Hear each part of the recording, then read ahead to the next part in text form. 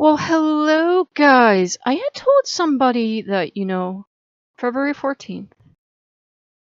Last year, Loki was like really persnickety because he did not want to celebrate a day dedicated to another god.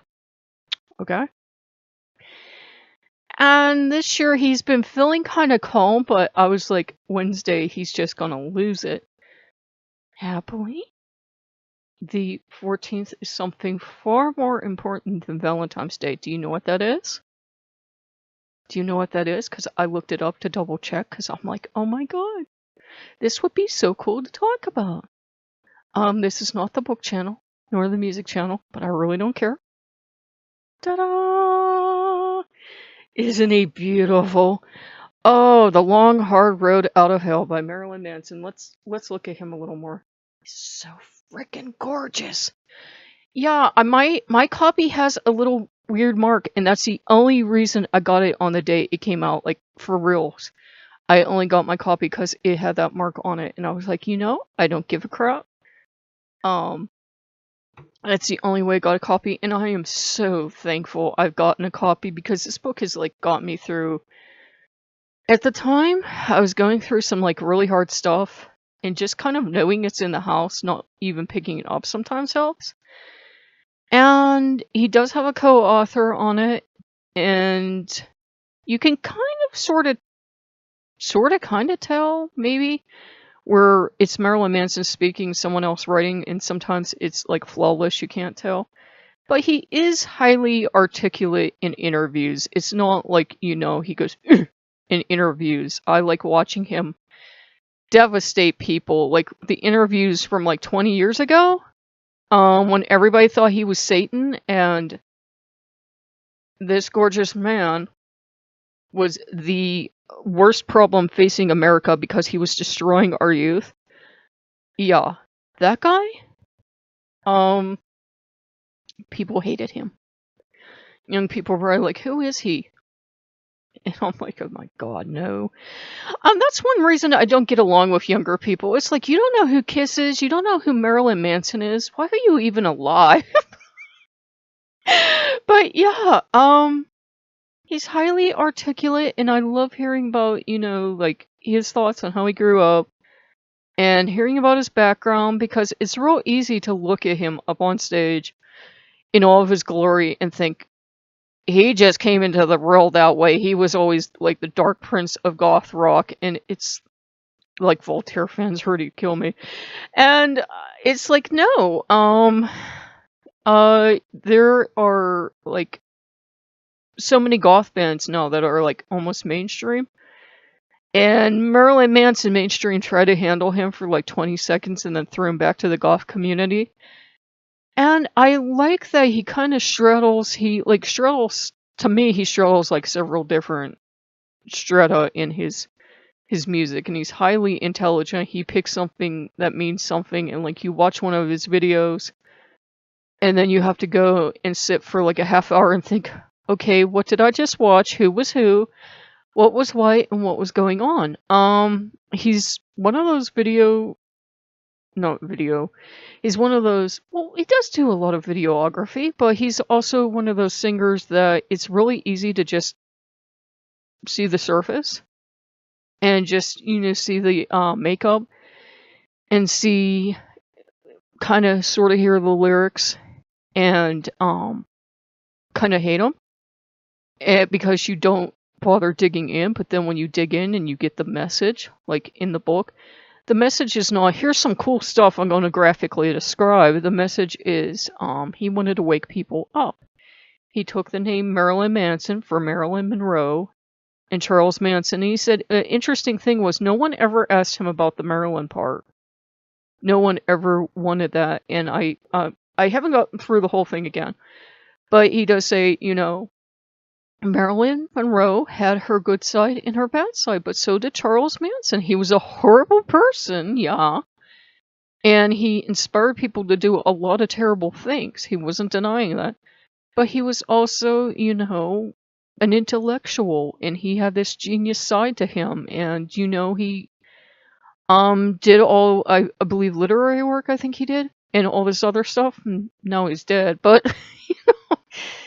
everybody has that side to him, and he felt that, and I'm sure he still does, unless he's like totally changed, that to be a real human being, you had to embrace that evil, scummy side of you, and you had to embrace the good side. He's like me. He came from Episcopalian, but he's kind of like coming from a Catholic background because everything's a sin and everything means you worship the devil. And he talks about, how these people claimed to worship Christ and be Christians, but they were anything but, followers of Christ because of the way they actually acted. And that's a big thing that he was trying to point out. Our society will say, like, they serve Jesus, but then, give me your credit card number and donate money. So it was very, very enlightening because, Jesus was all about, like, leave all your earthly riches and everything, not, fleece my sheep. And so he became very enlightened, and he went through, like, a lot of mysterious things, and to the part where they're just starting to get a serious band together, and he's just starting to write serious lyrics, and they're getting him into drugs, and he's done drugs before, but he admits that, he never had the ability to stand up for himself. He was always the kid.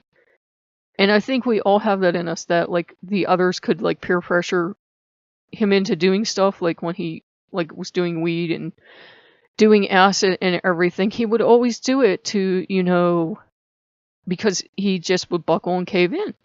And I thought, I've felt like that, like, all through my life. Not constantly, but all through my life. I remember times when, yeah, I did stuff just because people were, saying do it. And my brother was the same exact way. My brother, they would dare him to do stupid stuff, and he would do it. And he would do it. And you kind of do it because, you want to fit in, and you want that. You feel kind of weak, but at the same time you feel kind of empowered because you're doing the stuff they don't have the balls to do. Yeah, I'm getting demonetized anyway, so I get where he's coming from. It's like, yeah, you are the one getting pressured into it, and so to speak, and yet you're the only ones there with the balls to do it. They won't do it. They're too chicken shit to do it. Excuse my language. So it's kind of interesting because he talks about, like, when he was a writer and he wrote a piece on, like, a S&M dungeon, and, well, not more like a S&M dungeon, it was more like she was dominatrix, but, it's like all the stuff that she had, it could have went either way. She was dominatrix, but it kind of sounded like she swung both ways, all the toys she had. I don't know. But, it's interesting. It's obviously, like, not a book you'd give to a 4-year-old, but he talks frankly about what he went through, and he talks about having a bad acid trip, and he talks about, all the decisions he was making that he knew were crap decisions. And he's not going to stand there and say, I'm the god of gothiness, and you don't get to judge me on it. He's like, no, I was making sucky decisions, like, the whole way through. So it's really interesting to see somebody be that humble and that intelligent about it. And then he says, in a way he wanted to become famous because he wanted everyone to want him for his fame. But at the same time, as you start to become famous, and that's the only reason people want you, it really sucks because it's like they don't see you as a person anymore. They just see you as, like, a gateway to what they want, their own fame, their own power, their own money. And it was, it's really well written. It's really astute. I did not get the whole way through it again, but, I love it.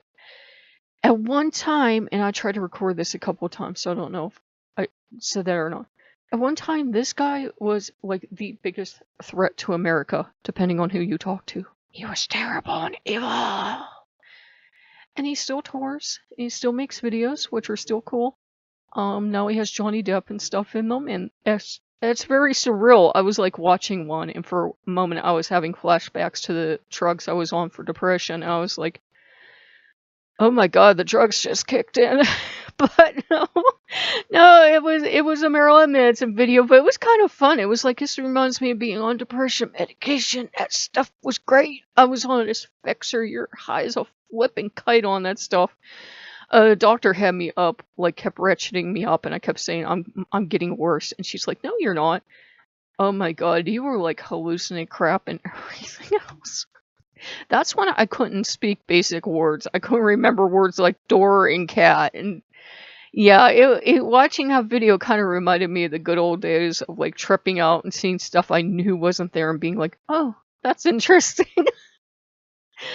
So yeah, and it's kind of interesting that he talks about his drug use because, you know, the way depression's treated in our society, for example, some people treat it like an excuse to get on drugs. Like they think like all of us that have depression, we want to go out and get on drugs, and that's why we got depressed. We did this to ourselves on purpose.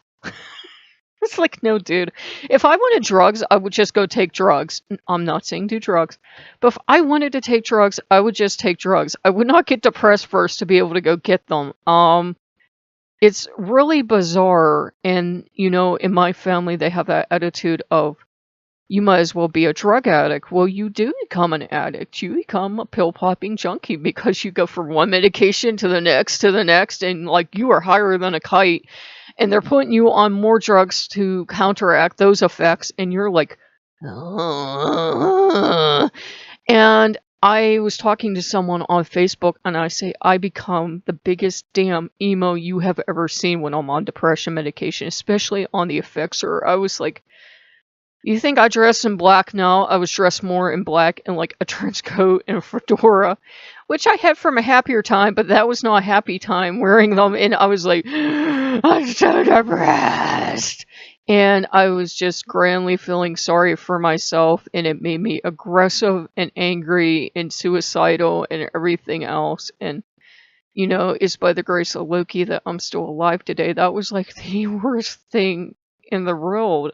Being on a Spexer is like, you know, getting picked up by this huge man and just thrown around the road, and he's just beating you up and smashing his fist in your face, and you're like screaming for help, and everybody's like, you're okay, he's not doing anything to you. I mean, I was hallucinating things. I see damn people that weren't even there, and I knew they weren't there, but they seemed real at the time. Like, you'd see them for like a split second, and they'd be like running towards you or running after you or shit, and I was like, I have to get off these drugs. I am tripping balls on these drugs. I don't care if no one else ever had this happen. It's happening to me. I know my body. And I told him on the other channel when I was getting off the Effexor Happy Train, I had to jump off early because I was so close to suicide. And it's weird, even though I've been off it for about a year more, every so often the effects kind of like pop back into your system like it never went away. Like it's never gonna go away. So it was kind of good to read, and like it did kind of get me in touch with, like, reading his book kind of got me in touch with that. I know, looking at all the happy bright colors in here, you're like, oh, why would you even listen to goth music? But yeah, it got, excuse me, it got me in touch with that energy, it got me in touch with that dark energy, with you know, we do have that, for lack of a better word, evil side to ourselves, that destructive, some people would call it sick or disturbed side that, you know, we all express differently. And you have to make peace with it. I had to make peace. The way I finally got off the depression drugs is I had to make peace with the monster inside me, which I told the person the creepypasta character I was writing about, and they're like, oh my god, no! Don't you know what they do? I'm like, yeah, I did know. That's how bad I felt on those drugs, and I, like, literally picked the worst creepypasta character of all time to write about. And it was bad. It was really bad at the time. I didn't write them doing bad things. I wrote them actually getting punished over and over again. But it was bad because you kind of like start to see yourself as an anti-hero, and you like kind of see yourself wronged by the world, and you're this monster. And when you start identifying with really terrible monsters, you're like, yeah, I need help. And once I got off the drugs and I accepted that you do have that dark part in you, but you can't feel emo about it, you can't feel sorry for yourself, you can't feel like a victim. You can't go around saying I'm a victim because I have this darkness in me. We all have it in us. Well, and I'm speaking darkness besides depression. We all have that dark, monstrous part of us that could do horrible things. We like to pretend in our society we don't, especially like Wiccans. So, I'm so peace loving, I would never hurt. Yeah, under the right circumstances, anyone would hurt anyone. And you kind of have to make peace with that part of yourself, and I had to make peace with that part of myself, and it was pretty bad time to go through, and I wasn't happy, but like, as I'm reading his book, it's like it reminds me that yeah, I do have that side to me. But, it's okay because, Loki got me off the medication because I was praying to him. I'm like, I am going to commit suicide. I'm going to kill myself.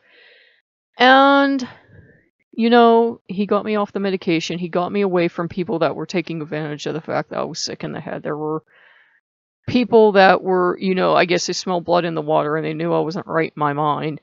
And I was like totally insane at the time. I mean, I wouldn't have been violent towards anyone but myself, but I was like totally insane at the time. And there were people that were taking advantage of that, but thankfully he got me away from them as well. So, all's well that ends well. And it taught me I don't ever have to go back to there again. I don't ever have to embrace like that dark part of me. And I don't have to like dress the part or look the part or design the part or, anything. Some people are like all based on your physical appearance, like, if you listen to goth music, then you have to like wear the makeup and have the black hair and the black nails and all the black clothes, and female goths can only wear this and male goths can only wear that. It's like, one, tell that to the average goth. And two, I come from more like the pre-goth days anyways. I come from the metal days, and like, you wore whatever you felt like wearing, and no one was going to tell you differently. Standard dress was a rock t-shirt, jeans, and like biker boots. That was about it. If you wanted to throw jewelry or makeup on because you were a chick or a guy that liked doing it, fine, knock yourself out. Kiss makeup if you were a Kiss fan, but that was it. So, I really feel like I still wear the uniform every day because I'm usually wearing jeans and some type of black t-shirt, and it's like I still wear the uniform. Rock and goth and that are all about expressing your individuality, but it's funny because then there's that pressure for everybody to be the same exact type of individual. Do you know what I mean? We're all special because we're all exactly the same. And that's never what these musicians would have wanted. That's never what Marilyn Manson would have wanted. I'm talking about in past tense. I'm sorry, he's still very much with us. But the Marilyn Manson that wrote the book, that's what I mean. Like the Marilyn Manson 20 years ago is probably not the one you would meet today. And it was just interesting because I can't really tell you where I was like 20 years ago. But I know I wasn't where I am now, and it's good to be where I am now and to be able to read this book and still be here to read this book 20 years later. I didn't think I'd make it. So yeah, it's a good book. If you can pick it up, it's a lovely thing to do for Valentine's Day. I don't know if they're like coming out with a 20th anniversary edition, but there's the front. And there's the back. And I really liked it.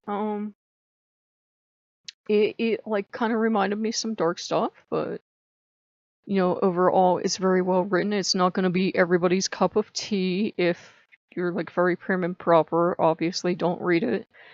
But if you survived his shows, you know what I mean? If you like went to his shows and didn't like have a heart attack, or you watched one of his videos and didn't go, "Oh my," you'll be just fine. He is a frank young man, and he talks, very frankly about stuff, about sex and drugs and everything else that they went through. But and some of the stuff he tells you about his family is kind of like a head trip to hear about his family, and then like look at the pictures and you think, oh, these look like such sweet, innocent people. And then you hear about the stuff they did, and you're like, holy shit, dude, your family's messed up. But everybody's family's messed up, and I think it's kind of the point. We all live in a society where there's this facade of, Christianity, of innocence, of people being without sin. And that's a huge part of it since he grew up Christian. It's a huge part of his base. And he wanted to rip the mask off that. He wanted to wake people up and say, look, everybody's walking around pretending, their crap don't smell. But, here's what they're really like. Here's what they're really like. Think about, the dichotomy of a preacher telling us all of our, joys and riches will be in heaven and it's okay to be poor. But then at the same time, he's wearing a Rolex and he has a mega church and he has like a mansion and everything. So yeah, I'm no longer Christian, or well, I was never Christian, I was Catholic. I'm no longer Catholic, but I don't remember Jesus ever saying, yeah, go fleece my sheep, take all the wool you can, and then slaughter them and eat the meat and grow more little sheeplets and it'll all be good. I don't ever remember Jesus saying that. So yeah, I spoken like a Lokean, but Loki was kind of happy I found it, and I had a couple quirky coincidences where something he mentioned in the book came up, David Bowie's old character came up today, and David Bowie's in the book. He mentions about hearing his music, and he mentions other stuff he listened to, and so forth and so on.